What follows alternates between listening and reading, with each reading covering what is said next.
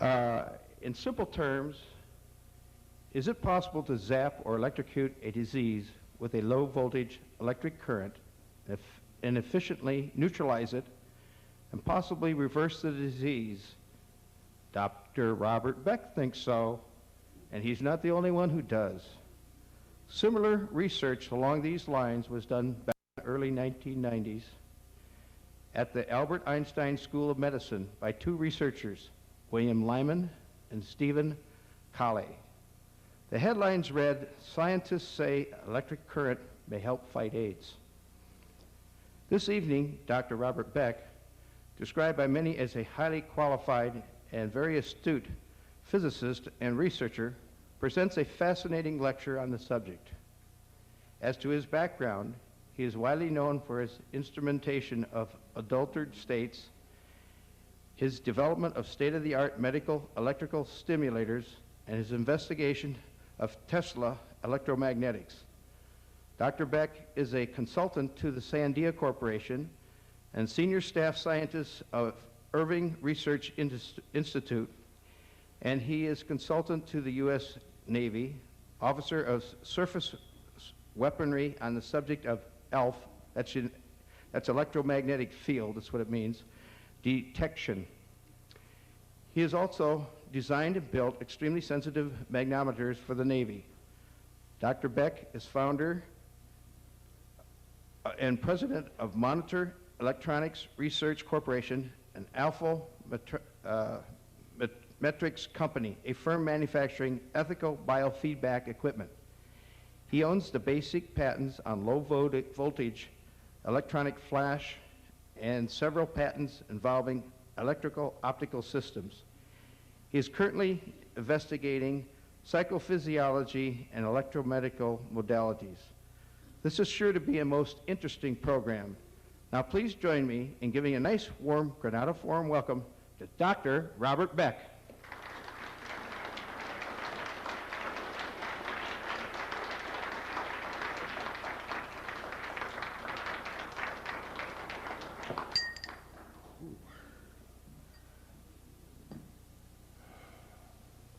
If 5 years ago anyone had said that I would be standing before a group, or any group, telling you that there had been a breakthrough in medicine that's probably the most significant thing made in this century, I would have said, this is con, this is snake oil, this is preposterous.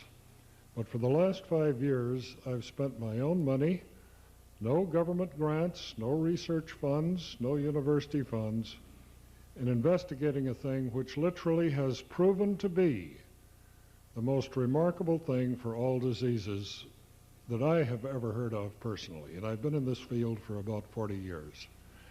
Are there any medical doctors here tonight? Chiropractors? Health professionals?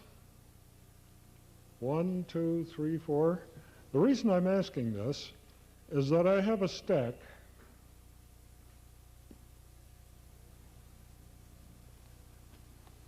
of IRB studies, and the doctors will recognize what these are, laboratory reports of major hospitals around the United States. And until these are peer review published, I'm not supposed to show them to anyone who is not a medical doctor because of patient confidentiality.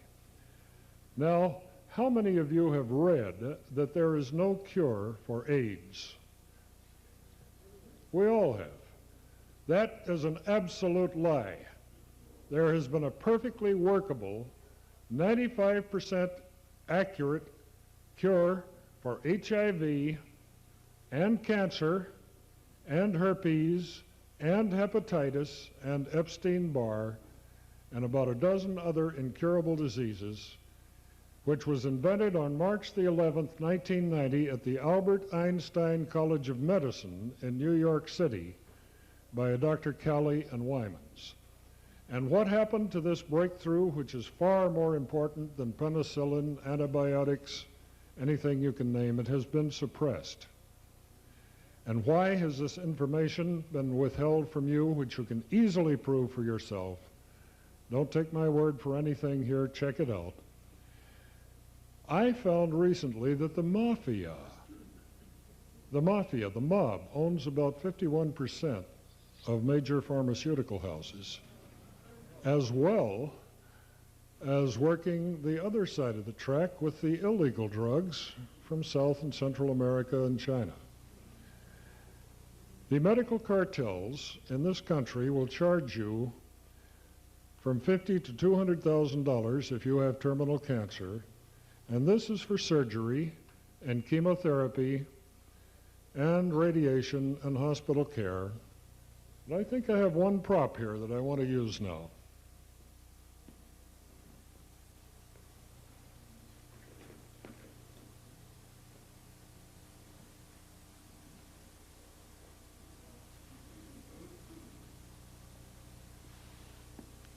Nope, somebody stole it Sunday, but I usually hold up a package of Wrigley's Spearmint chewing gum. That packet of chewing gum cost me a nickel when I was a young man. I paid $1.32 for that package of 5 sticks of chewing gum at the Chicago airport recently. That was $1 for the gum, taxes, handling. Are you listening? The price of that package of chewing gum is every penny that it takes to cure, and I'm not supposed to use this word because only a doctor may use the word cure, shame on me, most of the unknown diseases in America today. And why haven't you heard about this? Because General Electric, Westinghouse, other companies have billions of dollars tied up in X-rays, CAT scanners, MRIs that are leased to health management organizations. And for $1.32, you can cure yourself without doctors, without pharmaceuticals, without medicine, certainly without surgery, certainly without chemotherapy, any drugs, any herbs, any no-sodes, any homeopathic remedies. You can do it for yourself, and it has been done. And the last time I was at a hospital who was doing these studies, would you come up here for a second, Miss Health Professional, or if that embarrasses you, where's the boss? Oh, okay. People keep asking, why haven't they heard about this? Why aren't there hospital studies? There are hundreds of them. You probably recognize this laboratory. We're not supposed to say it out loud. Immunodiagnostic Laboratory, San Leandro. And these are PCR tests, polymerase chain reaction, the test that Dr. Kary Mullis won the Nobel Prize on in 1993. We started with a group of about 24 AIDS subjects in 1995. Their counts, this one was 573,982 on August the 30th, 95. This one was 418,000, etc. Now let's take one of these along. You're not supposed to mention the name, although this chap came forward and said that I may use this information in any way. At this date, August the 11th, 1998, he had only about 3,063 particles of HIV in his blood. But now, as this test develops, if we look at this test, PCR, on 11/3/95, this was several months later, the count was less than 100, which means that it was 0 as far as the test was concerned, right? Mm-hmm. We have 1.5 stacks, thank you very much, of these reports where every single one of these full-blown AIDS patients, every single one, although many of them were on life support, many of them required attendants to lift them from the bed onto the potty. These people are symptom-free now. Every single one of them is back at work. Not one of them has the symptoms of AIDS. So when you read in your newspaper The baseball game this Saturday, the proceeds will be donated to a search for AIDS. That is an absolute lie. There is and has been a cure for AIDS, all AIDS, a cure for cancer, about 95% of it, 100% cure for Epstein-Barr, hepatitis, lupus, about a 50% cure for herpes, and I've been funding these out of my own pocket. I have absolutely nothing whatsoever for sale. God has been exceedingly good to me. I think I'm going about my Father's business here, and I'm paying for it myself, and I am giving it to the world. Thank you, Ivan. I see several old friends in the audience. Ivan and I were quite close when I was co-chairman of the Psychotronics Association and the Dowsers and pretty kooky gooks, things like that. But we go in our paper, which is available back here for our Jane is standing up, the blonde young lady. She has the papers. The only thing I'm doing is getting my Xeroxing money back for having printed these up and not charging a penny for the $85,000 worth of research. The paper is entitled, are you ready for this? Take Back Your Power. Here it is again, take back your power. You do not need doctors, nurses, chiropractors, herbs, pharmaceuticals, surgery. Only if you're going along with the politically correct solutions do you need these things that your neighbors have been depending on for these many generations. The paper was entitled Blood Electrification and Immunity.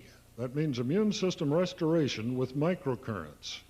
A proven, startling, rapid, inexpensive, and safe discovery for positive, incurable remissions. Now, we found that this information has been suppressed. The doctors who discovered this, and let me tell you about the discovery. In 1990, they put a couple of small platinum wires into a petri dish that contained highly infected human blood. And the infection here was a very, very strong dose of HIV, which is supposedly the cause of AIDS. They found that if they had when they had electrified this blood, the HIV could no longer attach to any receptor sites in the blood. That means the CD4, the T cells, helper cells, could not be infected by the HIV. Your paper's free, Wayne. Oh, okay, thank you. Now, they predicted in an article which is in your paper, you don't need to take any notes tonight, the only mention of this incredible discovery was in Science News, March the 30th, 1991, page 207. And don't ever get old, you'll need these. Shocking treatment proposed for AIDS. And it tells about how these two doctors had given a paper on this process. William D. Lyman and his colleagues, the research team at Albert Einstein, their experiments described March 14th in Washington, D.C. at the first International Symposium on Combination Therapies showed that the shocked viruses lost the ability to make an enzyme crucial for their reproduction and could no longer cause the white cells to clump together, two key signs of viral infection. The only papers which I was able to find that got into the American press were Science News, March 30th, 1991, an article in Longevity magazine, and these are fully reprinted in your papers, electrocuting the AIDS virus. But what happened in the Longevity article, which was December 1992, page 14, Dr. Colley said, it will be 15 years before this process is ready for human experimentation. We have been doing it sub rosa with patient consent for over 5 years here, and we have the test results to prove it. And every time I lecture, about a dozen people came up. We had 800 people in one room on Saturday, and say, Bob, this is an 80-year-old attorney. He's on my tape. You can hear him tell you this in his own voice. I was sent home to die. My cancer had metastasized all through my lymph system. I was told to go home and make my will. I, at the most, had about 2 or 3 weeks to live. Were any of you there when this man grabbed the microphone and gave us? Usually there are 2 or 3 people who heard this gentleman. He's 80 years old and an attorney. He said, I went home and I made my will, and I saw your article in some magazine. I think it was 73's. It's been republished in dozens of magazines. He said, I did it. I am now free of all cancer. My biopsies are clean. My CAT scans are clean. I went back to work, and having been an attorney, I had to work 16 hours for a few months to catch up for all the time that I was in intensive care. Now I'm jogging 3 miles a day, and there were tears running down his face. We've had women who have had lupus for about 10 years, barely able to make it from the couch in front of the television to the bedroom to the potty. They're back at the malls now, spending their husband's money, walking around, being able to hold jobs full-time.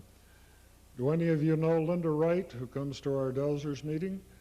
She brought in a clean blood test one day and said, my doctor had to send this to 2 different labs. He's never seen a person with clean blood after that person has had lupus, had been tracked for about several years.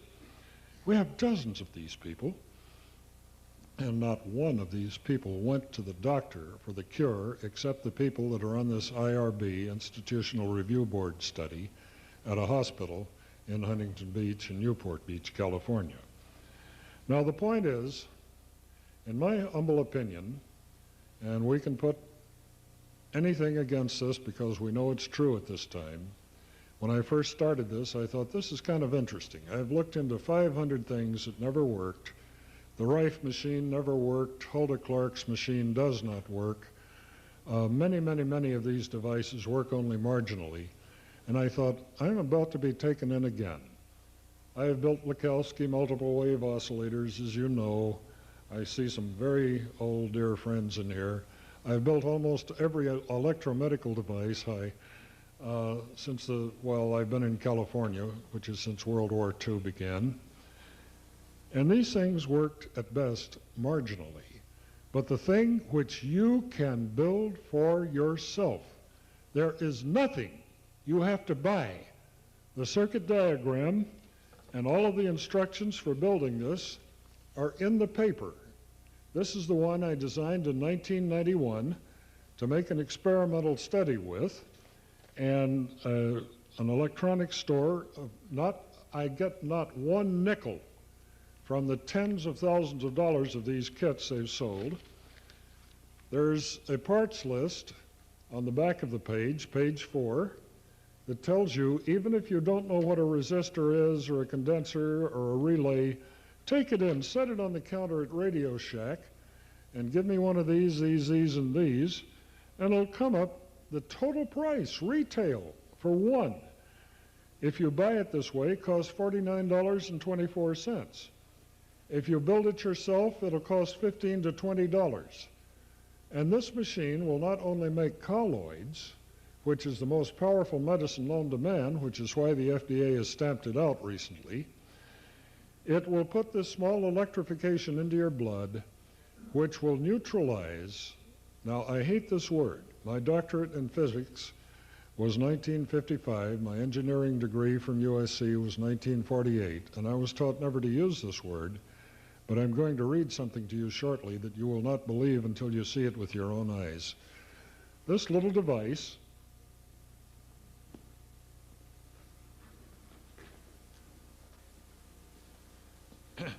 and no, I did not build this. I do not sell them. This is made by SOTA, S-O-T-A Instruments in Vancouver, Canada. And if you want their telephone number, you might want to write this down. This is not in the paper. It's 1-800, it won't cost you a nickel to find out about this, 224-0000. 0242. One more time, and no, I do not get a nickel of this company's proceeds. 1-800-224-0242. And why is this device on the market today? Russ read my article in PACE, that's a Canadian publication, PACE, Planetary Association for Clean Energy, Andrew McCroskey. And he built one of these because his wife had chronic fatigue syndrome, had Epstein-Barr so badly that she was non-functional. And if any of you were at the National Health Federation this weekend, you saw this beautiful lady at the booth with Russ. She's up and around. She came around to me with tears in her eyes. She said, I had been to doctors, everyone in the U.S. and Canada that I could afford. I am totally well today. I haven't a trace of this because my husband built this little box for about $15, put it on her arm. This is the way they work.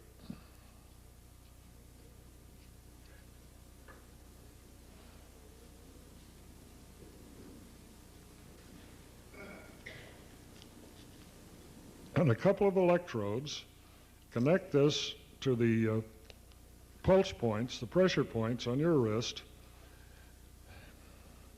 And that's the radial artery where you feel your pulse. I'll hook this up later if there's time and show you exactly what you do. And the ulnar, U-L-N-A-R artery where you feel the other pulse. When this box is turned on, and these little lights are flashing, red and green, that prove that your battery is up. It's reversing polarity so it can't possibly harm you, your body, your cells. It puts a small electrification into the body that, according to the 14 U.S. patents, these are legal government documents,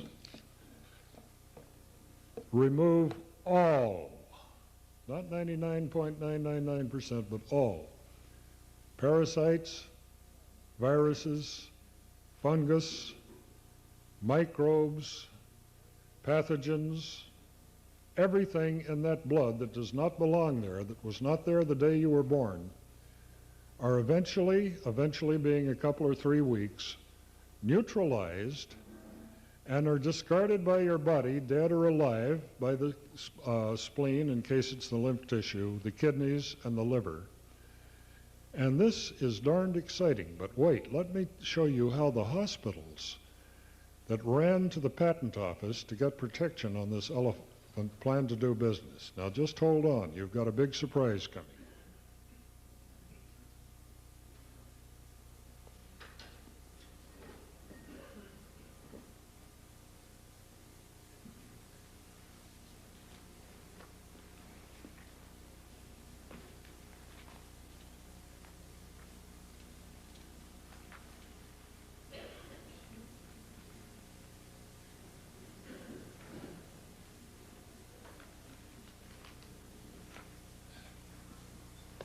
I theoretically set these things out before I started. I don't know where they are, but Ivan, would you come up here and look over my shoulder for a second and make sure we're not doing a fasty? For those of you who don't get the paper, we're reading from U.S. Patent 5188738 that was presented to Dr. Colley on February the 23rd, 1993. Absolutely right. And this describes a process, as do 14 others from Harvard, MIT, various, stick around, this is going to get cute. You can get this patent in any patent office, have it faxed to you, have it sent by a patent deliverer. We're reading on page 1, column 1, we're going to read about here from lines 31 or 2, in which he says, because of this problem, the problem he's mentioning here, and it says so in the body of the text, there is no known antibiotic or vaccine for any of these incurable diseases. Because of this problem, the present invention has been devised to attenuate any bacteria, virus, including the AIDS, HIV virus, parasites, and fungus contained in blood contributed by a donor, either for transfusion or it's put back into the opposite arm, that these are rendered ineffective for infecting a normally healthy human cell. And here in column 2, line 9, that virus, that bacteria, virus, fungus, and or parasites contained in the blood or other bodily fluids are rendered ineffective to infect or affect normally healthy human cells. And then they go on and on and on in this patent, which has a number of granted claims, and before these claims could be granted, they had to provide the patent examiners with massive proof. Here, for example, treatment of virus in media at 100 microamperes for 3 minutes has been observed to substantially attenuate, render ineffective the AIDS virus. Similar treatment. Now there's been a cure, a known cure, and it costs $1.32 per patient. There's no money in this if they're trying to sell you combination therapies for $20,000 to $60,000 a year, but look what they do. And this is what's going to get you, Ivan. Figure 1 on sheet 1 of 6 shows a hypodermic needle going into the arm of the patient, the blood being sucked out of that arm, passed by a couple of little electrodes connected to a battery, plus minus, and then either returned to a bottle or put in the other arm like autodialysis. In other words, they take the blood out, neutralize it, drive out all of the pathogens. Now that's going to take you months of sitting in a chair with these things stuck in your arm like chelation. Or, let's see what they do here. In figure 8, and going on to sheet 4, they have designed a number of little bitty electrode arrays that contain a lithium battery, and this shows one of these implanted in the brachial artery of the arm. They cut the arm open surgically, implant this little battery array. The batteries last a month or two. They then cut the arm open and take this out, plant this little device, and here's a picture of it. And we're still in patent 5188738, a legal U.S. document. And this is going to cost you $20,000 or $30,000. Look like the real McCoy? That's a real thing. Thanks, Ivan. This and 13 other patents, because they decided to divide up the elephant here, like General Sarnoff, Dave Sarnoff did when he got the RCA patents, the Armstrong and the others back in the 1920s, is going to cost you a lot of money. But if you have the price of a pack of cigarettes or one packet of Wrigley's chewing gum, you can do it for yourself without any medical intervention, and you will get well.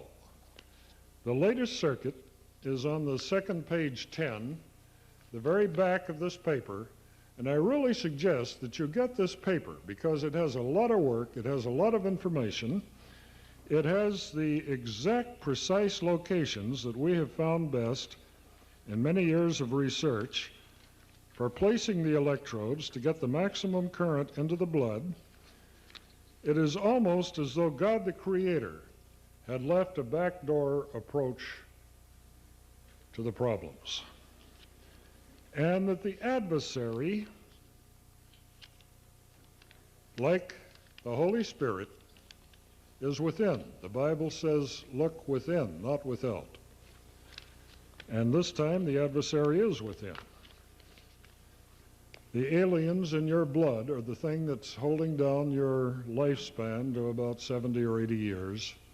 We knew that many, many generations ago, according to the sacred texts, they lived to be several hundred years old. Solomon, David, Methuselah, etc.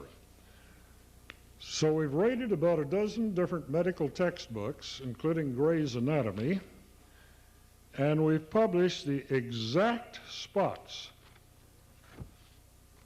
of the where you can access the lymph tissue where these germs are going to be hibernating after you're totally well and get a clean bill of health. In about 3 to 5 years, you will reinfect yourself because many of these viruses are latent. They're germinating. And with this information and these circuit diagrams and these instructions, we have literally given you back to yourselves. Now, we're going to show you all of this before I leave here. This is not my opinion anymore. We have enough proof that it is a statement of fact that we can bank on it. If you are too lazy, too stupid, too electronically impaired, or too frightened to build your own, there are 40 known companies, and probably 100 that I know nothing about, that are building these things full time, and they're getting the most remarkable reports back when I do meet these people. And no, I do not get a nickel from any single one of these companies. And all of this information is in your paper. Now, what else do we have to watch for here? Nobody has ever to this day died of AIDS. Did you know that? They've died of the opportunistic infections, pneumonia, Kaposi sarcoma, et cetera, that can attack, ruin your body when your immune system cannot handle the load. In fact, it's called HIV, human immunodeficiency virus. AIDS is acquired immunodeficiency, AIDS syndrome. Now, this is the only way that I know of. I know the people that have written the books on ozone therapy. I won't mention their names. I know the doctors that are using all of the herbs and drugs.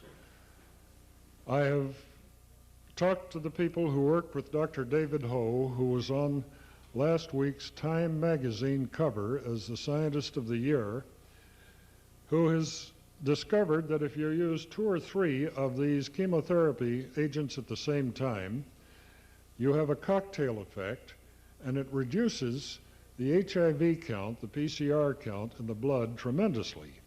But what he didn't tell you, and I think I'll read this.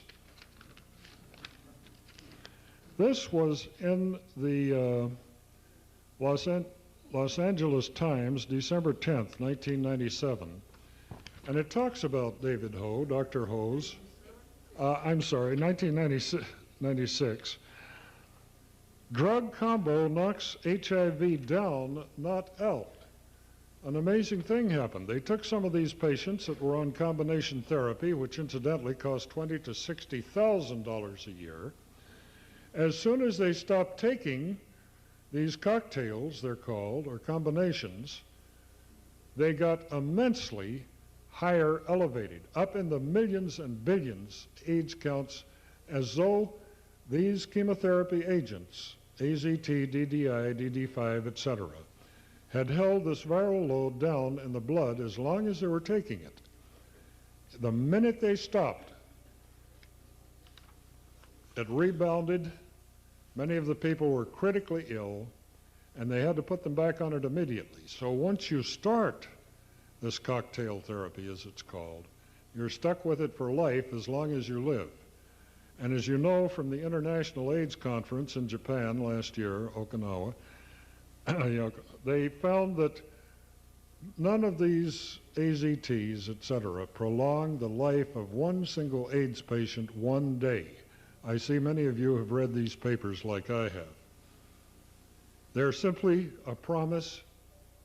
They're engineered to get your money while they give you hope. I was beaten up and bloodied. I was hit over the head. I had blood running down my face by AIDS Act Up. David Miller it was that was running this crusade in New York City in February. He called the hotel, told them if the hotel allowed me, this is the Hotel New Yorker and the Hotel Pennsylvania, they had the combination meeting at these 2 hotels, that they, AIDS Act Up, would burn down those hotels. So they gave me a bodyguard, but he wasn't around there all the time. They said, Bob, do not use the front door of any hotel here. Go around back. Use the service entrance. Use the one under the sidewalk. Never go out the front door of this hotel. use the side entrance, service entrance, delivery entrances, and the last I was there, and I had to run out front and get a shuttle to take me to the New Jersey airport to bring me home. There was a guy standing across the street with a video camera, and a guy that hit me over the head and bloodied me, and I didn't chase him down the street because my knees aren't very good. I don't have any cartilage in them. But when's the last time you saw me, Ivan? About 3 years, 4 years ago? You notice anything that's different? You lost about 50 pounds, probably. I lost 130 pounds. I weighed 290, and I have pictures of me to prove it. My hair on top was thinner than some of my old good buddies here. I had a nice little fat fringe around the outside. As soon as I got rid of the adversaries, the aliens in my blood, my immune system took over. When I got rid of the half a pound or so of parasites that every man, woman, and child in America, if he's more than 4 days old, is carrying, a newborn baby in 4 hours has breathed enough air to become infected with Candida albicans. If you live in America, there are 140 known indigenous parasites that any medical parasitologist will tell you live here and in us. If you live in Africa or the tropics, there are 500 identified, known, and maybe half again that many that are unknown. When we got these parasites out of my body, I did, wearing this thing on my wrist, an amazing thing happened. I began losing weight like crazy. I thought, my God, if I got stomach cancer, am I wasting away with something? No, I was in better shape than I was before I started. The parasites, this is a theory, about 30% of the parasites that live in human beings, and these can range from 14 feet long if they're a tapeworm down to microscopic size, which is why they have to use microscopes to do the stool analysis if you go in for a check. These parasites were setting my appetite. If you'll think about this for a minute, stay with me. It is not what you eat or how much you eat that has anything whatsoever to do with your weight. It is how much of what you eat you store as fat, because the parasites have changed the P51, the leptin, and about 5 or 6 known neurotransmitters from the hypothalamus, the apostat, to feed them tomorrow. Many of these parasites have coexisted with mammals, apes, elephants for 20 million years. And the anthropologists will tell you they find them. Whenever they find a carcass frozen in the ice floes, these things have had parasites for about as long as man, however it might be, has been on the planet. These parasites have learned to use you as a meal and not kill you, because then they're going to die themselves, like Ebola. It runs its course in a couple of weeks, Ebola. Many of these viruses do that, but these parasites almost kill you and use you for a meal the same way as we send cattle to a feedlot before we take them to market. And when these parasites vanished from my body, and this is provable by dark field microscopy, phase contrast microscopy, any doctor that does this analysis can prove it. You don't have to take my word for it. I lost all of that weight, and before this time, I had offered $10,000 cash currency under the table to anyone who could get this weight off of me. I had tried hundreds, not hundreds, but dozens of diet plans. I had tried these canned meal, Jenny Craig type adventures. I had been injected with pregnant mare's urine, gonadotropin. I know some of you have been through the same things. I had taken legal methamphetamines to control my appetite. I had been on the protein-sparing fast where we drank glue to rebuild our muscles as we were losing the fat. I had tried everything until I had nearly killed myself. And until I found the true cause of what I believe is, well, about 30% of the people who are overweight, and this was certainly me. I was terribly embarrassed to find the airline stewardess running down the aisle with a seatbelt extender, because the seatbelt wouldn't fit around me. I couldn't sit in a booth in a restaurant because I'd have to sit in a chair, et cetera, et cetera, et cetera. Now, the lady in the back of the room, Jane, had inoperable cancer when I met her, or shortly after I met her. Stand up again, Jane. Thank you, dear. She said, I'm going along with blood cleansing here, and not the chemotherapy and radiation that the doctor had said that if I do not have, I will surely die. And her daughter was just outraged. Kathy and her mother just about had a knockdown drag out because her mother didn't do all of this chemotherapy and have her hair drop out and her stomach. Well, you've heard the stories. Now she's totally well. Her last several physicals, biopsies and CAT scans have shown not one speck of cancer anywhere in her body. Neither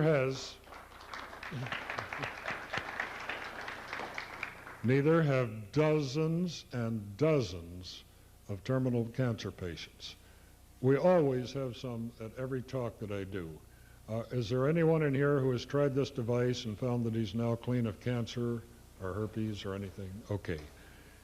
You'll be hearing about this in the future.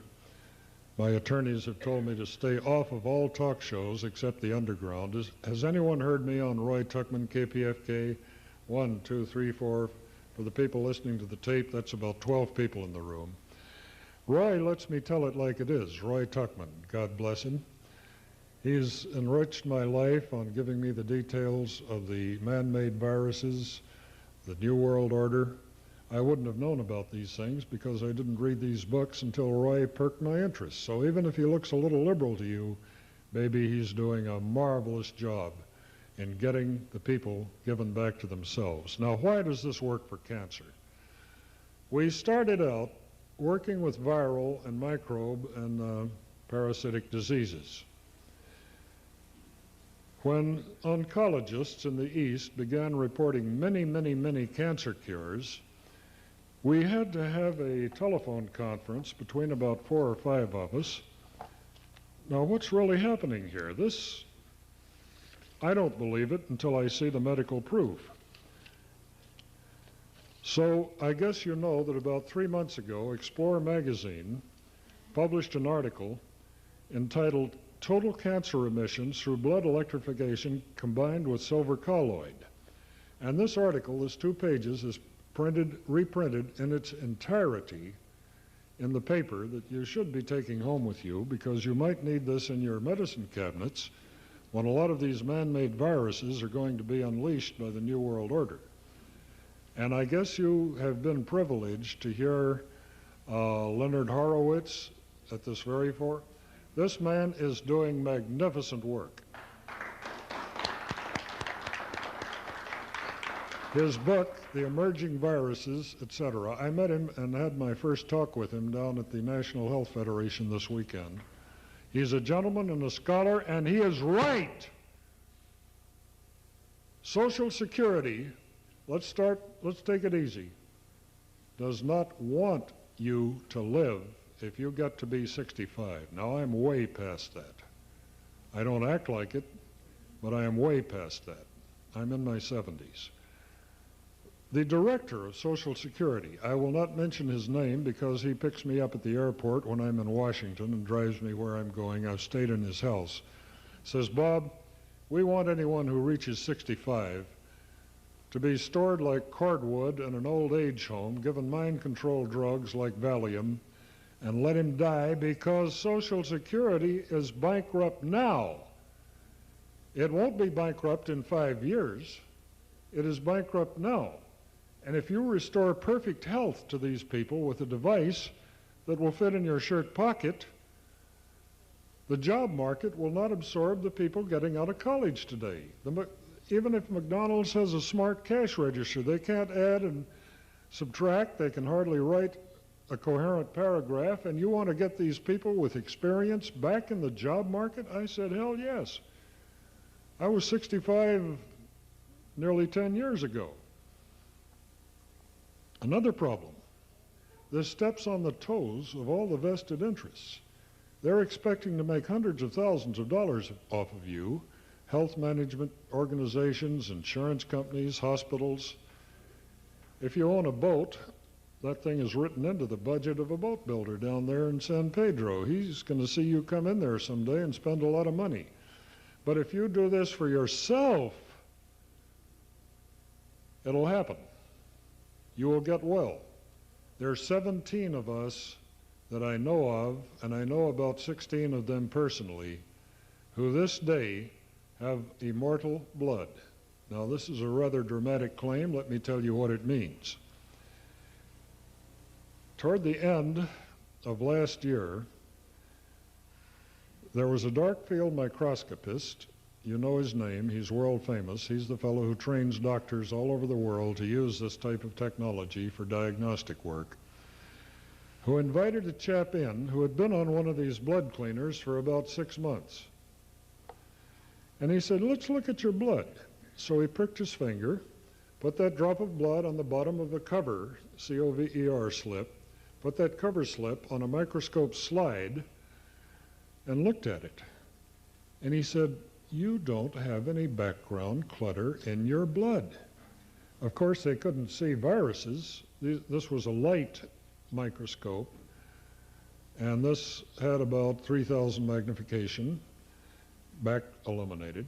He said, just a minute, I must have done something wrong. So he stuck another finger, stuck another one. Then he went to the earlobe, made a slide, and said, what have you been doing? Anyone who has ever come to me, man, woman, or child, in the last 13 years, you can see the parasites, many of the germs, microbes, bacteria swimming around in the blood. You don't have any at all. And Mike told the other Mike, well, I've been on the blood cleaner. So this Dr. Mike said, well, give me some of those. I got to try them with patients of mine. I don't believe you. He did, and they worked. Now, in Colorado, blood is considered toxic waste, hazardous waste. It must be picked up and disposed of, incinerated, by registered toxic waste disposal people. He had thrown these 3 or 4 slides in this box underneath his laboratory table in the basement of his home. I've been there. Jane and I have met the gentleman. He looked down at this box about 27 days after he had drawn the blood. He wrote the date that he drew it, the name of the subject on the slide, put these slides on his microscope. That blood was still alive. The half-life of human blood on a non-sealed microscope slide underneath a slip is about 2.5 to 4 days maximum. 27 days had gone by, and the red cells were swimming in the plasma exactly the same as the minute he had drawn that blood earlier. It had not crenated. The fibrin reaction had not set in. It had evaporated around the edges. Now let's get to the point. 1 month after that, this is 50-some days later, those slides had still not been picked up by this chap. He put it on the slip. The blood had circled the wagons. There was about a 0.5 millimeter spot in the center where the cells had not evaporated. The slip had not been sealed. The ones he's working with now have been sealed with colloidin, Vaseline, etc., so the moisture in the blood doesn't evaporate. But the people he has looked at, he's now decided to get into this. He's using the blood cleaners in his practice, have immortal blood. Now, what does this mean if the adversary is within? He might not be a man with a red tail and horns out there somewhere in the number 666. Just as the Holy Spirit dwells within this temple, so might the adversary, at least the aliens that have evolved with us over many, many moons, are in there, and you can see them if you go to a dark field microscopist. If you get rid of those, who knows what is going to happen? What happened to me? Well, we have pictures with Vince where I'm kind of shiny. Ivan has known me forever, and Wayne has known me forever. And you remember when I was heavier than Oh, yes, it's not funny because I lived with this for a long, long time. I would have given anything to lose that weight. You were in a wheelchair. I was in a wheelchair. I had been given up for dead. The doctors who came to see me, friends of mine who were MDs, who hadn't made a house call from Beverly Hills in 30 years, were coming down to my apartment in Costa Mesa saying, Bob, you better dispose of whatever you've got. You'll never walk again. I was given, so many tests. I brought Dr. Alexander Everett out here from Washington, paid his way, put him up in the Red Lion Hotel. He worked on me until he said, Bob, I'll have to go back now. There's nothing anyone can do for you. And I was in a wheelchair, and I still use that thing for swap meets. It's a little electric cart because I don't have any cartilage in my knees, but I'm sure as hell not dead. And my libido will just never you mind. Everything is working well again. Bless you, child. Go and sin as little as possible. So I'm here to share this information with you. I have nothing for sale. There are people who are selling things. I'm not one of them. Part of that is I believe God's work should be given freely. I expect to get my reward somewhere else. I hope I don't come back to this planet of painful endeavor. I have a lot of theories about this, and also the FDA has come to my door with drawn guns at 3 o'clock in the morning. I have been beaten up by the people who are supporting the pharmaceutical houses and don't want a $1.32 cure for AIDS. I've had a lot of adventures, and I'm going to share one more with you, and then we're going to open it to questions. We have several major problems. What I have told you tonight is so incredible that it's basically unbelievable. 5 years ago, when I would try to tell people, look, why don't you just try this? I will give you the equipment. I've built up about a dozen of these. They're free. Take them. Try them. Oh, no. If they worked any good, our doctors, the priesthood would have told us about it. You think that they don't know that a patient cured is a customer lost? Let's say this again. A patient cured is a customer lost. And if you take back your power, the power over all diseases, and this tells you how, you're out of their grasp. You're out of the grasp of the computers, etc. The other problem is the death wish. Have I got any more time, or are we up? I was going to speak when you asked for questions. Oh, okay. Thank you. We'll repeat them for the tape because I know the PA is kind of iffy. The second question, the problem, is the death wish. Now, these are not my numbers. They're the best psychologists, psychiatrists in America. They agree with Carl Simonton and Stephanie back years ago. You know who they were? They were the people who discovered the will to live was a tremendous factor in the cure of cancer. He was a radiologist in Fort Worth, Texas. He came out here, took some mind control classes, got into the metaphysics of disease, and totally changed his life. 85%, once more, of the population has a death wish. That death wish was planted in those people before they were 4.5 years old. They go something like this. My Sunday school teacher told me that man was originally walking with God in the Garden of Eden, and that Eve ate of the fruit of the knowledge of good and evil. It certainly wasn't an apple. And they were cast out of Eden, heaven. They had to work by the sweat of their brow, and they had to experience pain. And from then on, all mankind has been born under original sin. We have to suffer to get to heaven, where we get our just deserts. And the more we suffer, the more gold stars on our gluteus maximus. You've heard this version. It goes on and on and on. Remember the old Queen for a Day show? The woman who had 10 sick kids and a husband with a broken leg got the washing machine, and the woman who had 8 sick kids and her husband was still barely able to drag himself to work didn't get anything. We're rewarded. Sympathy, martyrdom, suffering. That gets the most grease. Those are the squeakiest wheels. In 1963, I published on a device called the Lakowski Multiple Wave Oscillator. Wayne knows about it. A lot of you in here have seen it. I think you took it home for a few weeks. That did work on some cancer patients. It absolutely did. One very famous cancer patient was running a TV show at that time. At midnight, he drove his car on the Normandy entrance the wrong way onto the Hollywood freeway, and he killed 4 other people when he was in a headlong collision with the car coming in the opposite direction. And that was on my conscience, because I did not realize that once we took his crutch away from Bill, he had to commit suicide. Here's a man, another man, hypothetical, who's lying in bed, getting the best of care. His insurance is running out. George, what could you be getting out of having cancer? No, nothing, nothing. Well, what about your next door neighbor who died 6 months? Oh, well, my goodness, he was getting close to 60. He knew the company was going to retire him.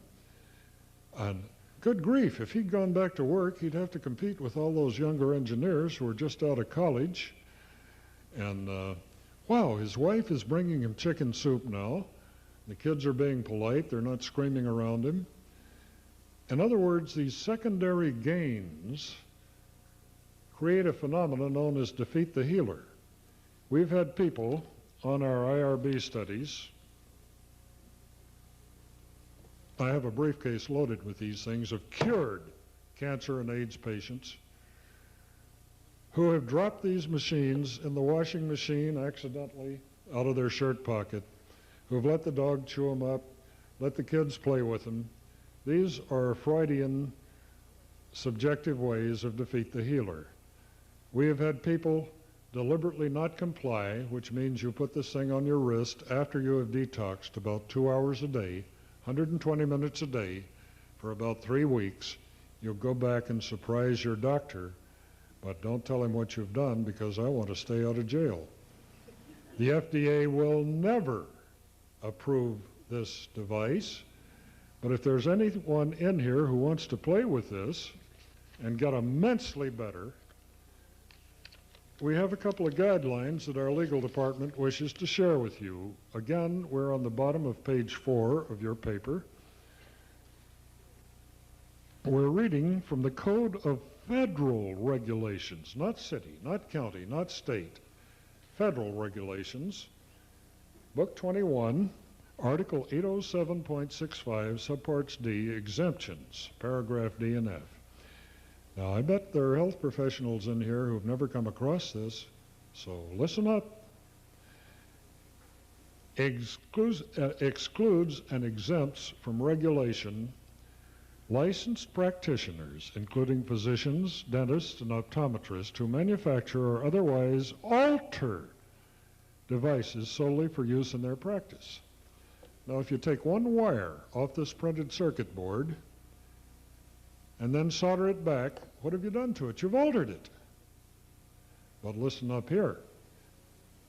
This is getting old hat, but how many of you people have looked at a menu in the last month to see what your restaurant was serving? Come on, let's see it. I hereby pronounce you researchers. Listen up, researchers. We're now in paragraph F, Code of Federal Regulations 21-807.65. Excludes and exempts from FDA regulation persons who manufacture, prepare, propagate, compound, or process devices solely for use in research. Aren't you trying to see if this isn't going to grow hair back on your head? You're researchers. Research, teaching, or analysis, and do not introduce such devices into commercial distribution. And this and the freedom of speech, my First Amendment rights, are the only reasons that I'm able to stand in front of you today and give you this information that I feel must be the most valuable information you've heard in this lifetime. Because if you do want your family to live, if you do want your children, your friends to be healthy, not sickly and weak. Do this, it does work. This is not my opinion. It was not my invention. It was invented by a medical doctor at Albert Einstein College of Medicine. I am just the guy that's pulled it out of obscurity, tried to get it to you, although people have gone into libraries with razor blades and cut this paper that was presented at the Joint Conference on Combination Therapies. They've cut these out of the journals, out of the proceedings. Ed Evans, whom you know, when he was still alive, and I searched 32,000 computer papers, CompuServe, the other networks, using the descriptors electrification, electroporation, blood, AIDS, HIV. Not one shred of the original paper was on any network computer program anywhere. We spent quite a bit of money doing this. I can assure you that if you look for this in the legitimate, accepted, politically correct literature, you're not going to find it. But this goes on and on and on. I could keep you here all night. I could train you how to do this, but all of the information you will ever need is in your paper. We even tell you the problems, the death wish. We tell you under no circumstances whatsoever, while you are doing this for about 3 weeks, touch anything that has any garlic whatsoever. Garlic oil, garlic salt, garlic butter in your salad dressing or food, because garlic, when it gets into the blood, is a deadly poison. Did you know this? You can drink rattlesnake venom and it won't hurt you. But don't get that rattlesnake venom into a wound or a cut or an ulcer. You will die if you don't have an antivenom. Garlic has a compound called sulfone, S-U-L-F-O-N-E, hydroxyl, which passes the blood-brain barrier. That means if you rub a clove of garlic on the sole of your foot, in about 2 minutes you'll smell it on your wrist. You know this.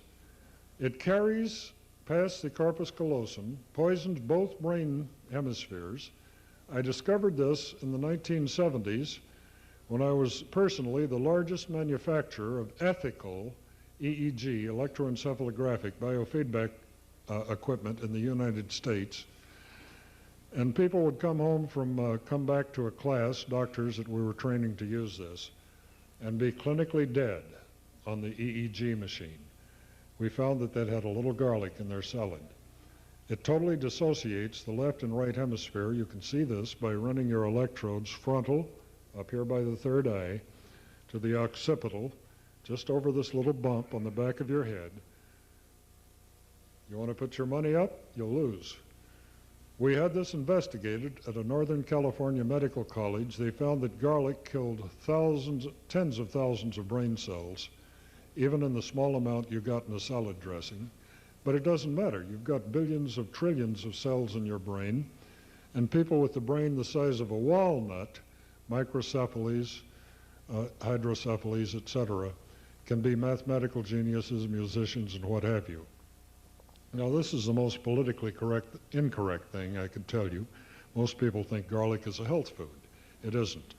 The people I've gotten off of garlic because we've shown them that bullets used to be rubbed in garlic in World War I and II. They didn't have to kill anyone by hitting him in the heart. If he was just nicked, he would die. When I bought a blowgun from Jim Solomon up at the Global Sciences in Denver, he took me out in the hall and said, "Bob, if you want to kill somebody, just get a clove of garlic.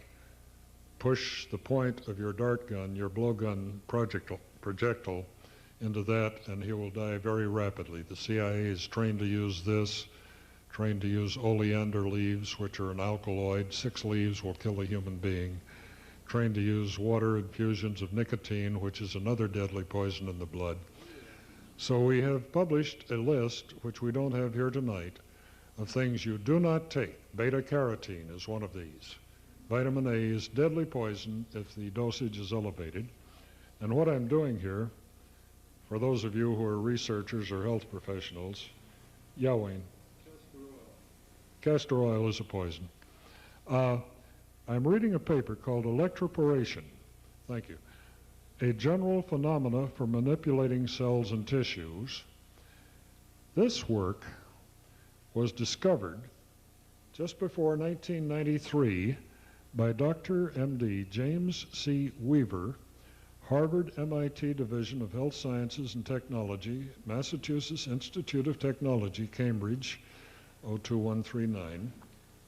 And I'm reading from the Journal of Cellular Biochemistry, Book 51, page 426 to 435, 1993. And they describe in this paper, and we have a librarian here who would like to make copies of this for anyone who wants it, who doesn't believe it, who'd like to see it with his own eyes. Chairman, you want to do this? Charge him whatever the Xerox plate. I want to give you this because it describes the fact, as you can see in the summary, that if I take one aspirin tablet, I'm okay usually. If I take 20 to 30 aspirin tablets in the same gulp, I'm in trouble. When you put electricity into the blood and you have a polarity shift, this is called electroporation, and it's fully described in the paper, fully. There won't be any question in your mind after you read it. Those 20 or 30 aspirin that I would take because I have run this electrification might kill me. There's a doctor here in Van Nuys who calls himself an OMD who killed 2 patients, Frank Gillespie and a woman whom I may or may not have met, because he was prescribing Chinese herbs for them because they had AIDS. And he did not realize that if they were doing blood electrification, they did not need the herbs, and the herbs might become poisonous. And this is fully delineated in the paper. I see several of them around the room. Feel free to share them if you choose. The other no-no is do not use this if you're wearing a demand-type heart pacer. The electrical signal that's going through your blood, surging through your blood, can cause the heart pacer to beat at a different rate. Normally it's triggered by the very weak EKG, electrocardiograph, ECG signals. And if this, which goes at 4 hertz per second, interrupts that, you can be in trouble. If you're wearing a heart pacer, don't do it. If you're taking any garlic, don't do it. If you're on pharmaceuticals that the doctor says you have to have for high blood pressure, diabetes, micronese, diatribe, procardia, any of these things, don't do it until you're off of these medications, and then you'll get better than you can imagine getting. My blood pressure when I started this was 219 as an average over 190. My blood pressure was 219 over 190. I could not leave a doctor's office before he put a procardia under my tongue. He didn't want me to die on his doorstep or have a stroke. My blood pressure today is about 130 or 140 over a low of around 70 to 75. When I started doing this, I had what they call borderline diabetes. I was not on insulin. I was on several diuretics and diatribe, micronase, and a number of other things. My blood sugar ranged every day, even with careful diet, from about 425 to 475. After I had done this for about 3 weeks, I stopped using my blood glucose meter. My blood pressure, my blood sugar is down around 150. Well, that used to be considered normal. Now they consider 100 the low normal. But I haven't taken my blood sugar in 6 months. I feel great. My hair, after using a magnetic impulse device, the follicles were restored. I spray my head with a misting bottle, not a spray bottle, which I got at a beauty parlor for about $1.50 with silver colloids. I'm going to show you how you can make your own, because our wonderful, benevolent Food and Drug Administration has recently outlawed colloid as injunctions against 27 people who are making this medicine that has been around since the day of ancient Rome. So we're going to have to make our own. I think I'm going to have to cut this short. We can talk forever, but I want to show you something.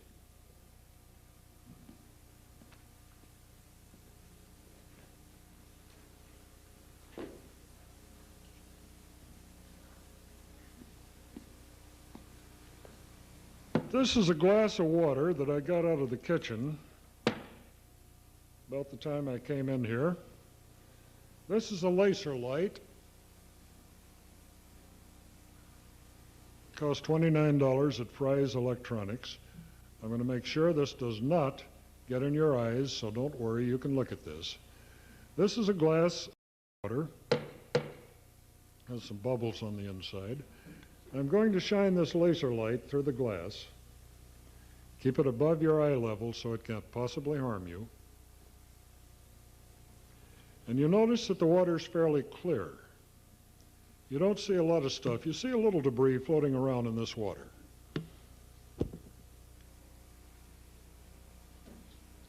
And I hear that you can see this pretty well in the back.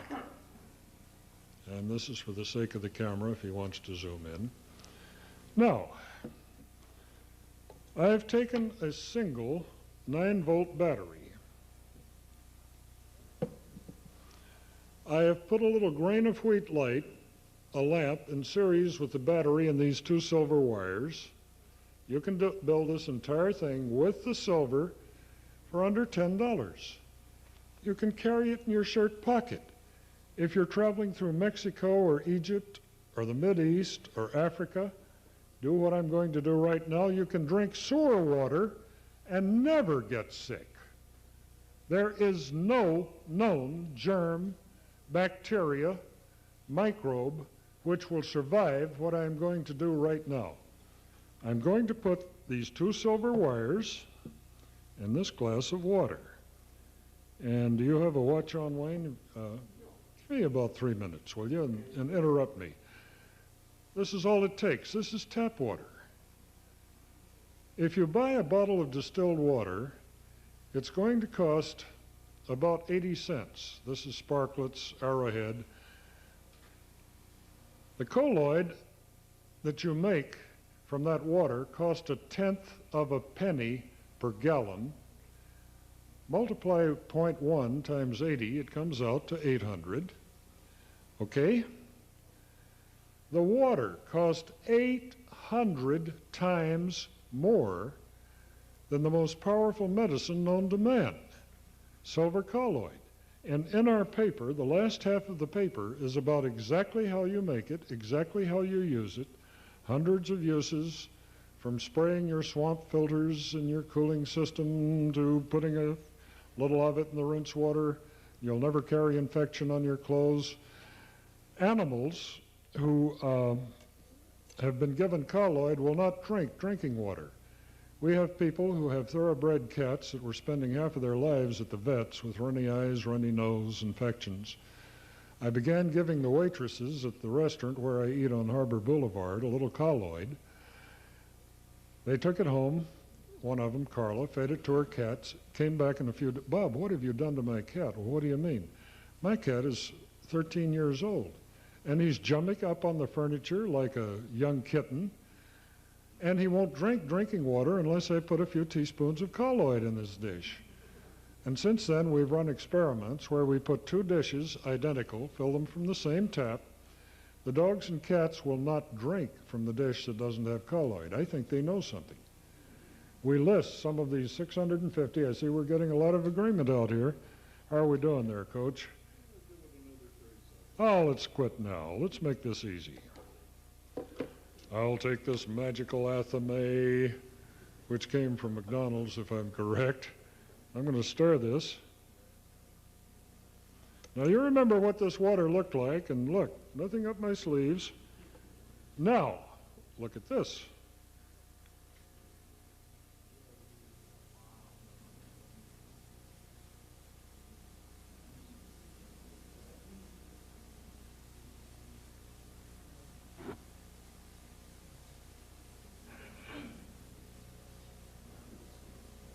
I hear a few ohs and ahs and wows out here. To your health.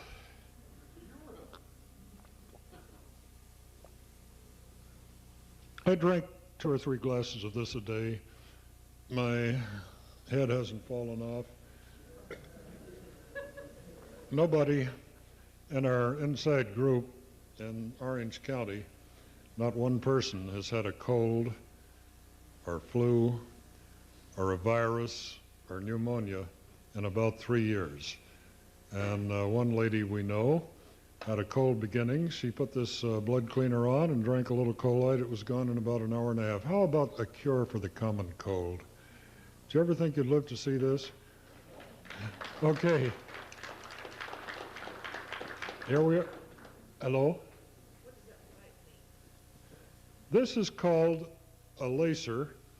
What you're seeing is a Tyndall, named after the physicist, capital Tyndall, or the Rayleigh, depending on the book you look in Great Britain or America, Rayleigh effect, where you cannot see the particles of silver, which are far too small to even see with an optical microscope. And when I take this colloid, as I have done, to a laboratory that analyzes the particle size with an electron scanning microscope and the parts per million by spectroscopic analysis of a given concentration, they will tell me that this is the finest grain colloid you can make, 0.001 microns, millionths of an inch, up to 0.005. That means that if you buy this much colloid for about $90 at the health fair or the pharmacy or the health food store, this much would be about $50 today.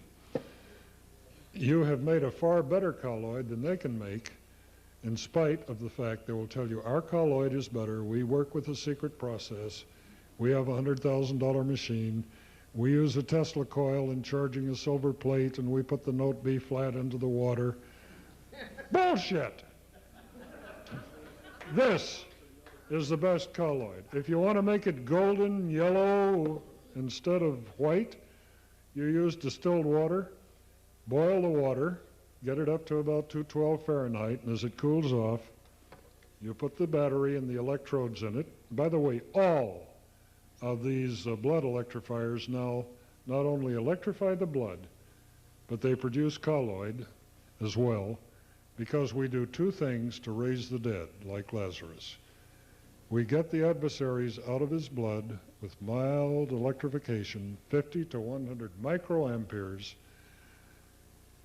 The frequency is 3.92 hertz. That's half of the Schumann resonance, 7.83. We found this is best. I've worked with this for 5 years. I am so healthy now I can't stand myself. I've been called to wish me Happy New Year, and I started laying my trip on him. But I am, and I can show you my medical records to prove it. And I've got photographs of me when I was fatter than hell and nearly bald. And the colloids prevent secondary infections from attacking your body while you're getting well. This takes about 3 weeks, that's all. You're well. The third thing we do is a magnetic pulsar. And how much time do we have legally here, Coach?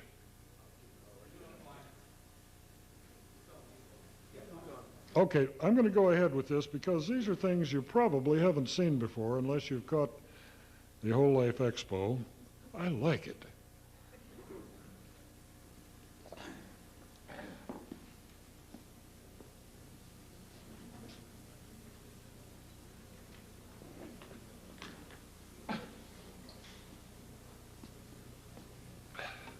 This device, if you buy it at a health expo, costs $2,700 to $7,000. The brand names are Magnetotron. There are about a dozen devices that allegedly put a time-varying magnetic field into your body to heal disease. Another device was called the Diapulse. I thought, how can people do their own device for under $25 and have it about 500 times better than one that costs $7,000? This device is a Vivitar model 1900 strobe light, speed gun. Goes in the camera. 1, 2, 3. I've pasted a piece of paper over the flash tube so it doesn't hurt your eyes. This coil costs about $1 if you wind it yourself on an old VHS form, and we tell you exactly how many turns, 130 turns of number 14 to 16. It's on page 6. Everything I know about this I've put in this paper. I'm giving you your life back for the price of the Xeroxing. This coil is connected with a piece of lamp cord in series with the flash tube. So when the capacitor charges up in the strobe, it takes about 3 to 10 seconds, depending on the life of the batteries, and you push the button. Normally, all of the watt seconds or joules of energy that are stored in the capacitor go through the flash lamp, makes a flash, and you can take the picture and freeze the action. If you take one of the electrode wires off of one side of the flash tube, put this coil in series with it, that entire 17.5 to 35 watt seconds, 1/2 CV squared, where C is in microfarads, V is in kilovolts, goes through the coil. And what have we got here?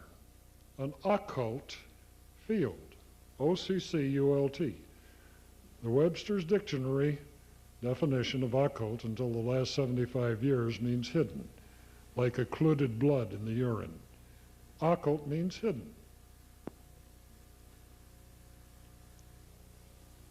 I can't hear it, I can't smell it, I can't taste it, I can't feel it. What makes me think something is happening in this coil that's going to cure the germs that are hiding in your lymph, your adenoids, your gonads? This is a washer. I got it down at Pep Boys. It's called a fender washer. Now, if you'll stand up and back, you might be able to see this magic. Well, let's get it a little higher.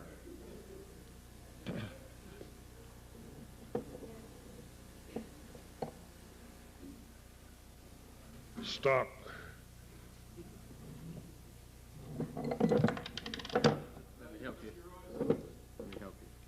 We can turn this upside down. Well, the lines of flux with a magnetic field, like the alternator in your automobile, if your engine is stalled and the alternator is not rotating in the magnetic field, not 1 millivolt comes out of that alternator or generator or magneto or dynamo, but the minute you have relative motion, you're generating electricity. This is the way all generators work. Now, let's say that my thymus is not dead, has not been taken out and mummified and put in a jar in ancient Egypt, and I hold this coil over my thymus gland and push the button, or my lymph nodes, and these are all illustrated in your paper. I think it's page 8.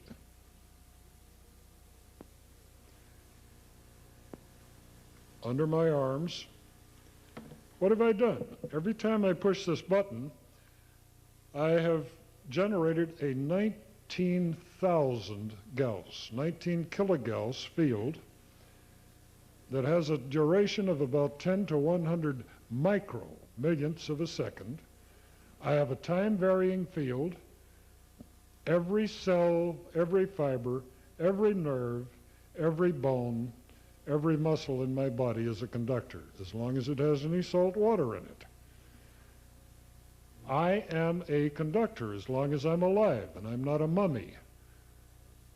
When you cut that conductor with time-varying magnetic flux, you generate a back EMF, just as we did in this washer, and you get about 1 milliampere, 1,000th of an ampere of current to a 4-inch depth through everything that's alive in your body. This is way more than you need to totally neutralize any virus, microbe, pathogen, germ, parasite, fungus that's living anywhere in your body.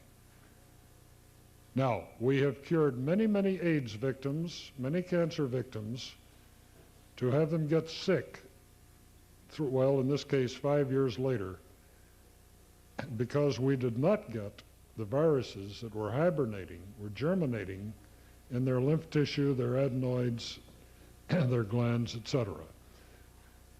It would take hundreds of needle insertions with electricity on the needles, which would be very painful, and to get these things in vitro. Why not from the outside of the body with a time-varying magnetic field? You can build this device for under $25 if you build your own. It is fully described on page 6 of your paper. We suggest that if you want to get well, stay well, do not wish to die of whatever is bothering you now, you build one of these things and use it. And again, if you're too ignorant, too lazy, too stupid, too electronically impaired, have 2 broken arms, can't read or write the English language, and want to buy one, they cost about $150 from the 30 or so companies that are building these full-time and running as fast as they can to stay out of the way of the Food and Drug Administration, because this works. Now here it comes again, boys and girls. Take back your power. You have heard tonight of the most effective way, and I stand before you telling you I am not selling you anything. I am giving this information away. We have mailed hundreds of these papers absolutely free, and I have paid the postage. Tonight, I'm trying to get my money back for the Xeroxing, so they cost $5. Before they run out, this is the most valuable information, and you have a question, Ivan. Tell about the negative beatitude, why you're giving this away. I'm scared shitless of the Food and Drug Administration. If I sold anything, I'd probably go to jail. And I'm talking about the one that says, cursed is he who, you know what I'm talking about. Okay, well, let's leave that for a little bit later. I've got to ruminate on this now. We're going to throw this open to questions. We could tell you about all the children that were born with AIDS that are well now. We could tell you about, and so we'll turn it over to our host and moderator. Okay, for all questions, you need to go in the back where the audio recorder is, and so we can get it on tape. We have another mic back there. So would you just form a line, and we'll have our speaker stay right here and answer the questions.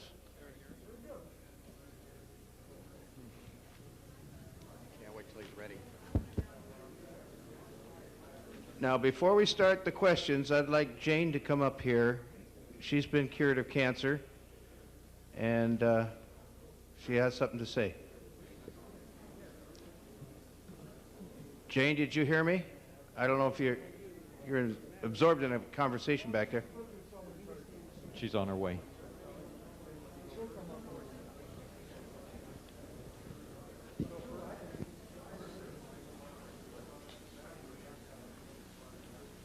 Okay, I want to tell you, in case Bob exaggerated, that in April of 1995 I had cancer surgery, and I refused the radiation and chemotherapy, and I used, for the following, well, ever since then, I've been using the blood cleaner, the magnetic pulsar, the colloidal silver, and good nutrition. I go to Dr. Privatera in Covina, and I had a clean CAT scan in January of '96 and another clean CAT scan in September of '96. Any more? Anything else you want to know? Oh, I had uterine cancer. Little difficult to back up from that. There's just too much of it, and so it was a good idea to take it out with surgery. Okay? Any questions? Go ahead with the first question. Okay, this is for Dr. Beck. Oh, good. Dr. Beck, you've said something that has really astounded me. I knock out a cold within hours with garlic and echinacea, podiarco tea, etc. I take 25,000 of beta-carotene a day. That has kept my immune system so strong I hardly ever get a cold. And I drink Willard water with the castor oil, and I've never felt better in the last 6 years. Now, are you taking these things? And if you are saying that, I'll believe you, but just I want to hear it. Should I stop taking those things? I can't advise, if I gave medical advice, it's a felony California, and I can't use the word cure. But if you're an organic gardener and want to kill everything, and you don't want to use DDT, use garlic. You know that. It's a deadly poison for any parasite, any mites, any bugs. They won't come near it. And the human beings we've gotten off of garlic, Dr. Andreas Marks, M-A-R-X, homeopathic physician, and many, many others have gotten people off garlic. They no longer have the low-grade headaches, the confusion, the fatigue in the afternoon. They kiss the ground this doctor walks on. Because you will find that garlic is a poison. It has been known. They do not allow garlic in any ashrams, temples in the East. The Church of Scientology even forbids garlic to be taken on any of the ships or the organizations. It's just totally forbidden because they know when people take it, the shamans can no longer do psychic work. Their hemispheres are desynchronized. They've known this for thousands of years. And my advice was simply get off of it for 3 weeks. Take a garlic clove again, see how you feel, and then you tell me whether you ever want to experience that again. Okay? Okay. Thank you. Yes, doctor, are you aware of a mild silver protein, and what do you think of that?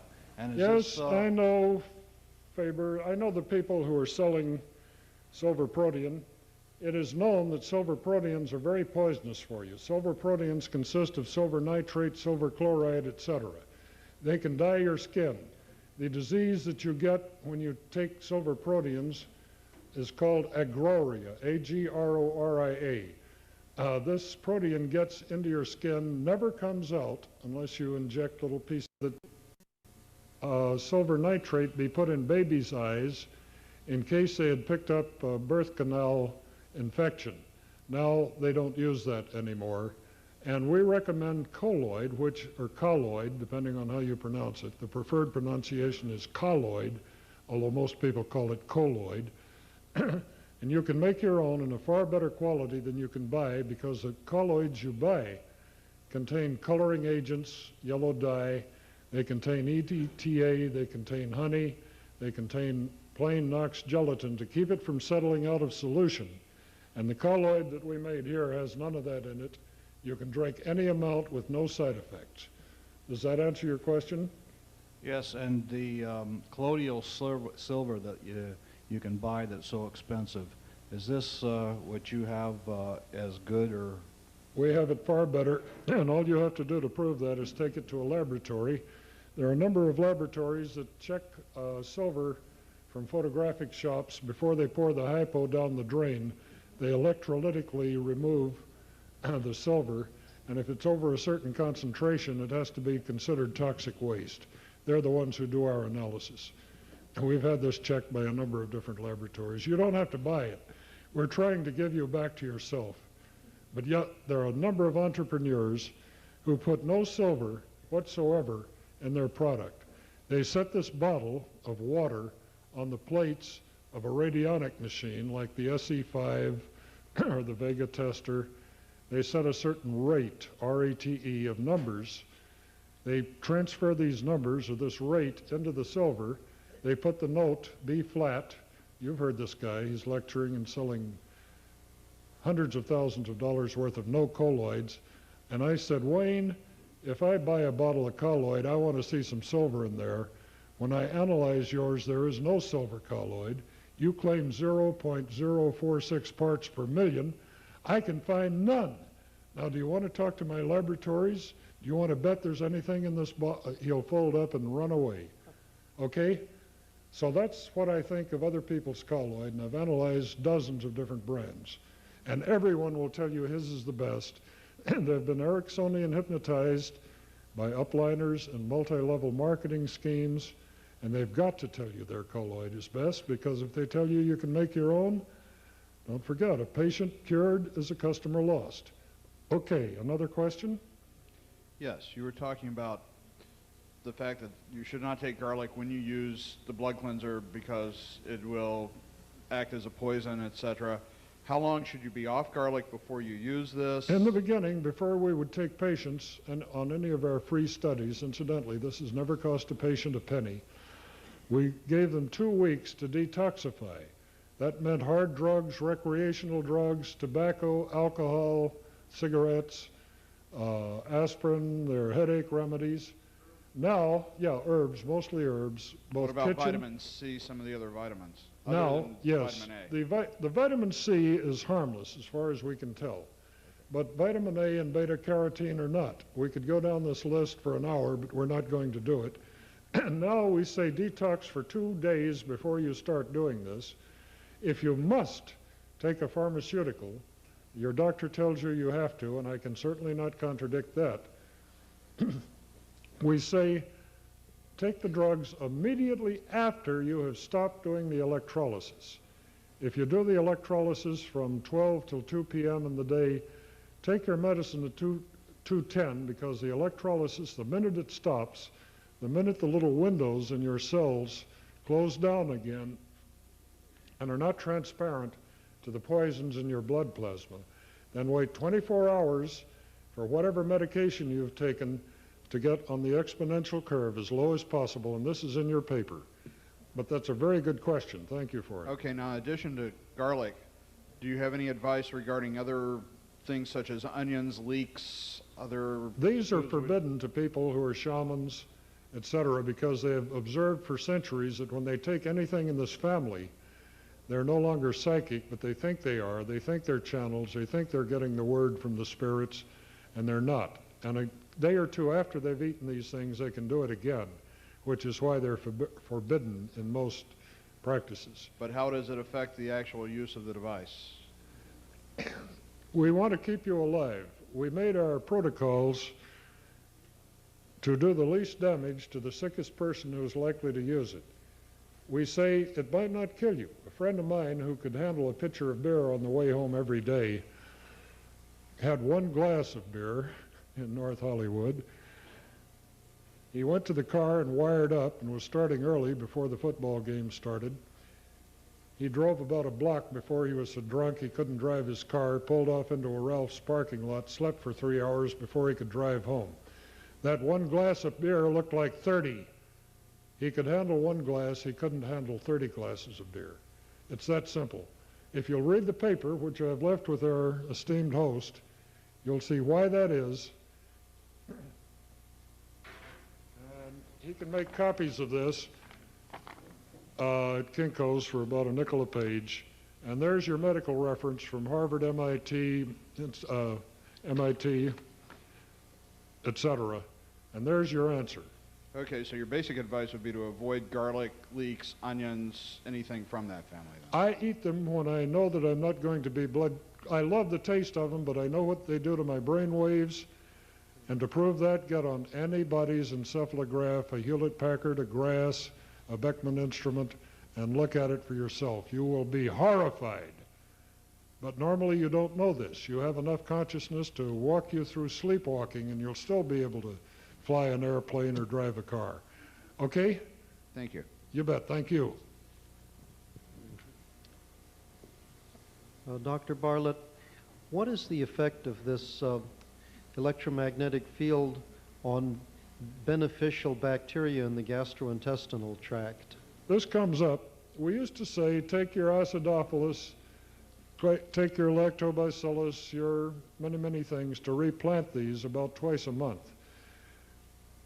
And some people who've been playing with the colloids say the colloids never get that far. They don't get into the intestine, so they don't kill the friendlies. I particularly prefer the Continental brand liquid acidophilus. I prefer this to the tablets, capsules, solid form, and I do this about twice a month whether I need it or not. I think it's a good idea to replant the friendly bacteria too. I know that when you take antibiotics like penicillin, Cipro, ampicillin, you have to do this. Otherwise you'll get diarrhea and disturbances. Very good question. Thank you. Well, I wanted to get something straight. I'm on Adalat. I think that's somewhat like Procardia or nifedipine. Did you say that you should stop taking those, or say if you took this electronic treatment, say you start on the electronic treatment, you should stop taking the Adalat or nifedipine or Procardia? I said that, yes, sir. Okay, next question. Oh, okay. All right. If you must take these, try doing the blood cleaning about 10 minutes. If it makes you terribly sick, don't do the blood cleaning ever again until you're off the medication. Here it is again. You're listening? Listen up. It increases the dosage 20 to 30 times. And if you're taking one pill now and you take 20 or 30, you're going to disturb your heart whether you do anything or not. Don't do it. Stop. It's forbidden to you. Nobody will sell you one if he knows your doctor's put you on these poisons. They all have side effects, and they're essential to save your life, but this does it better. Okay, next question. Dr. Beck, you said the blood electrifier was about 95% effective with cancer and like 50% with herpes. Yeah. Why isn't it 100? I'm curious what factors are involved. Because 85% of the people have a death wish, they're going to defeat you. The reason we decided it does work, if you send your spinal serum or your blood plasma to a teaching hospital in Northern California to have them run an assay of the neuropeptides, the neurotransmitters in your blood, Norm Cousins at UCLA, before he died, said, Bob, there are 2,000 known neurotransmitters. Now, wait a minute. If the immune system is fighting these invaders, these aliens, these adversaries full time, it does not produce a full complement.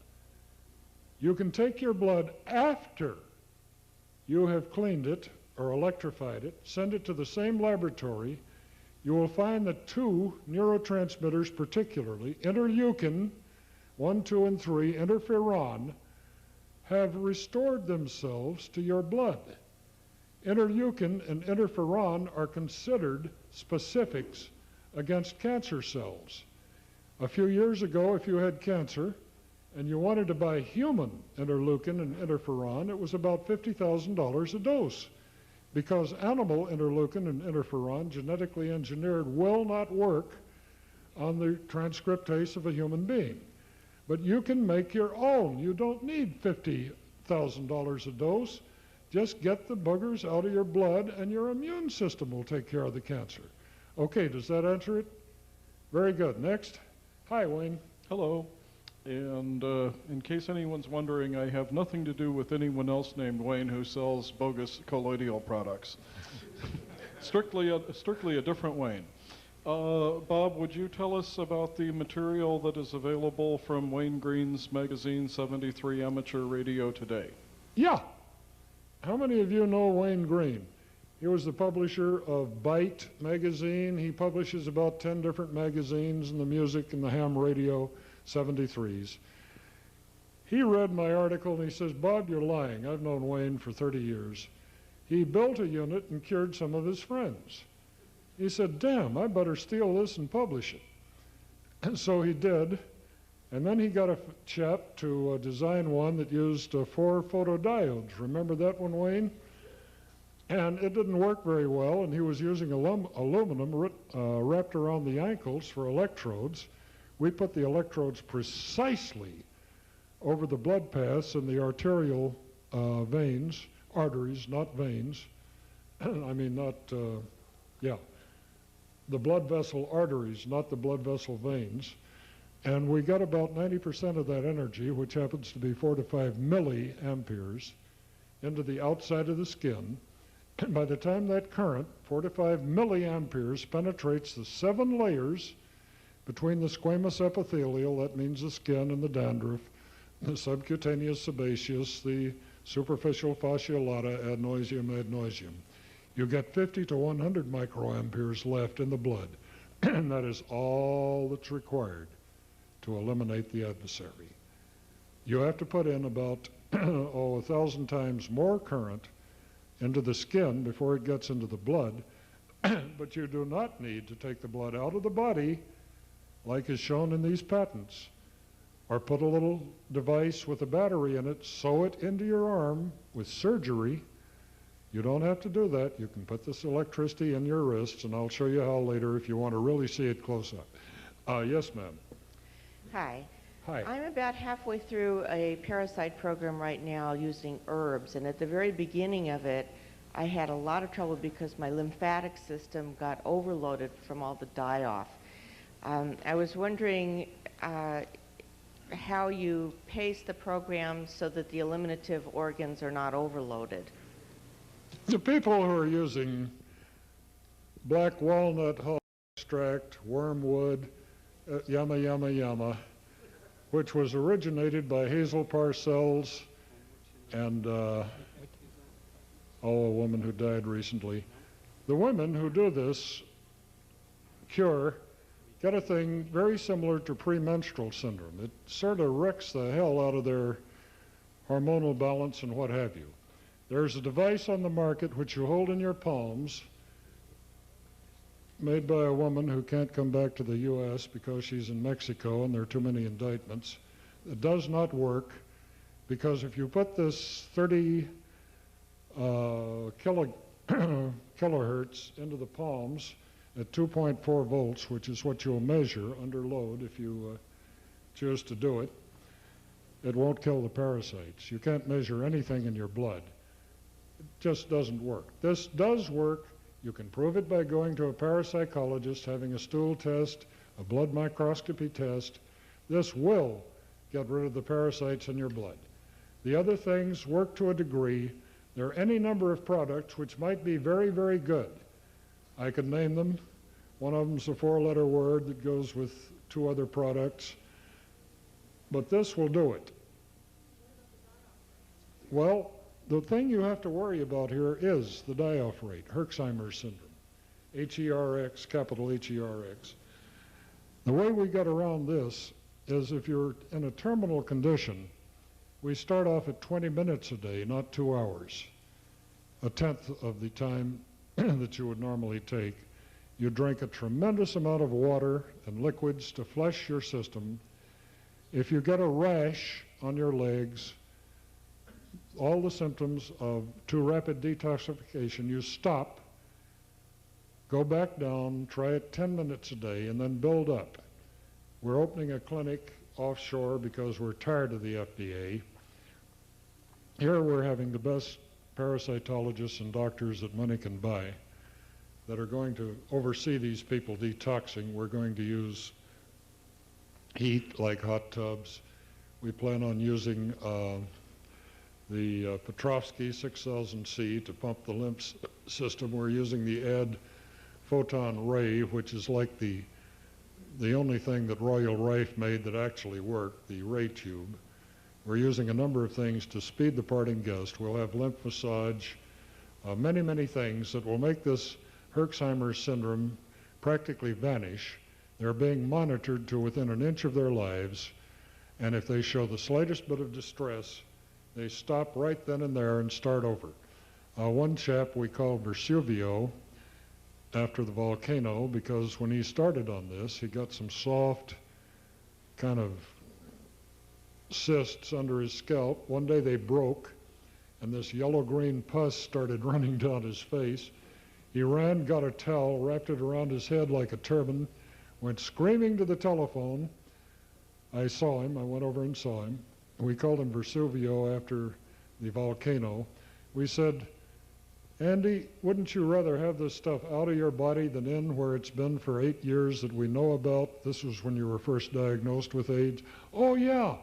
So he ran back home, started drinking his water faithfully, taking his colloids. He's perfectly fine today, perfectly symptom-free. He had 435,000 HIV particles in his blood. We have his report here. PCR test. Today he has less than 100. He's considered seroconverted and clean. We have hundreds of these. Okay, another question? Yes, I have several. I have several questions for you. How does this differ from Dr. Brzezinski's treatment in Texas? I believe in what he's doing. I think he has a valid, I have sent money to him. I've sent letters of encouragement. This does it electronically. He does his with his own brand of chemicals.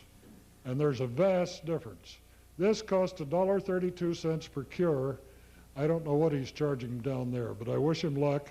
I think the FDA ought to get off his back. The only reason he's being persecuted is he's curing people. And that's a sin in our free society. I I was also wondering if you could tell me why your process accelerates the efficiency of anything else you take. It's very similar to DMSO, dimethyl sulfoxide, and it accelerates everything, makes it stronger. Yeah. Why does it do that in your process? I suggest you get a copy of the paper. It would take me 4 hours to explain to doctors why that is. Is it in here? Yeah, it's in my paper, the references, and our host has a copy of the paper itself that you can see with your own eyes that was done at MIT. Okay, thank you. I have a quick question about dentistry. I'm not a dentist, but in the NHF convention, there were several dentists there who were saying that one of the unsolved problems of dentistry was in root canals because the roots are dead and the dentin tubules contain bacteria or pathogens which the normal cleansing procedures do not kill because there is no blood circulation. I was wondering if possibly your magnetic pulsar would tend to kill these. Yes, it does, and I can't specifically answer medical questions because it's a felony in California. They really want to put me in jail, so I believe that theory to be true, hypothetically. Okay? Thank you. Thank you. Doctor, first of all, I want to thank you for your time and your efforts, and may God bless you too. I want to just take the time Well, to thank you, sir. The colloidal silver, how long ostensibly should one take it, and how much a day to maintain health? If you take colloidal silver instead of silver protein, we have not found an upper dose. I've been drinking about a quart of this a day for 3 years, and I feel just fine. But I don't recommend that you do anything that your intuition doesn't like. I would say take a minimum of 4 ounces of 3 to 5 parts per million of homemade silver colloid without preservatives in the water a day, and this will keep you from any secondary infections, colds, et cetera, et cetera, et cetera. And this will back up the fact that you're getting rid of a lot of toxins from your blood. I think the 3 have to work together, the magnetic pulsar, the colloids, and the blood cleaning, and we describe each one of these fully in the paper, so you do not have to buy anything from anybody or any store or any multi-level promoter, okay? Now, after this question, I'm going to tell you something that you don't want to hear. Yes, go ahead. Please, I have a question. If one uses your machine, should he still cleanse his colon, and should he also cleanse his liver?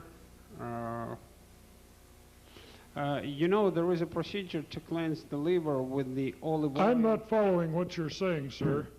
My question is, would you still suggest to cleanse the colon and other liver?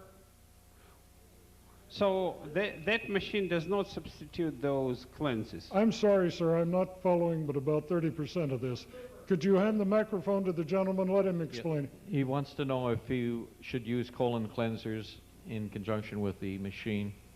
It would probably speed up, the colon cleansers would probably speed up the detoxification.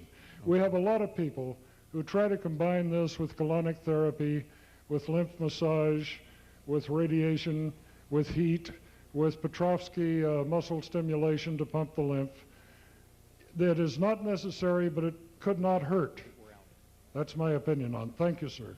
Rich, we're out. Yeah. What about liver cleansing? Liver. Well, the old homeopathic remedy is olive oil and lemon juice, but there are a number of liver cleansers. I think these are definitely helpful. Now, give me a second here. This headline was from the Orange County Register, December 10th, 96. Untreatable flu strain hits hard locally. And you've read that the Class A flu strain is amenable to known antibiotics, but the Class B, they're dying right and left if they're old, infirm, or young. The problem, boys and girls, if you've heard Len Horowitz, is that there are dozens of designer viruses that are just waiting to be unleashed. Some that you have heard of are Ebola, hantavirus, Marburg, et cetera, et cetera. When these things are put out to kill us old guys, they have to, the New World Order, I am told, has to reduce the world population by about 50 to 55%. And that means you, and you, and you, and you.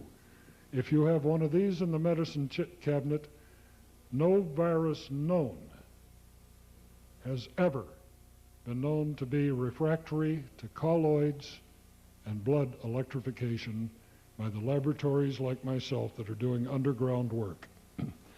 And that means that all of these untreatables are duck soup when there is no antibiotic, no vaccine, and they may never be. This, to my mind, the millennium in medicine started on March the 11th, 1990 at Albert Einstein College. I wish I had invented it. I did not. I just pulled it out of oblivion, made it practical, made it in vivo, that means outside of the body instead of in vitro, and I'm giving it to the world, and I hope I don't have to come back here again. And it's here now, it does work, and take back your power. You've been an incredibly great audience. Get a paper. I want to thank you very much, and we'll see you next time. Thank you very much, Dr. Beck, for this very enlightening presentation.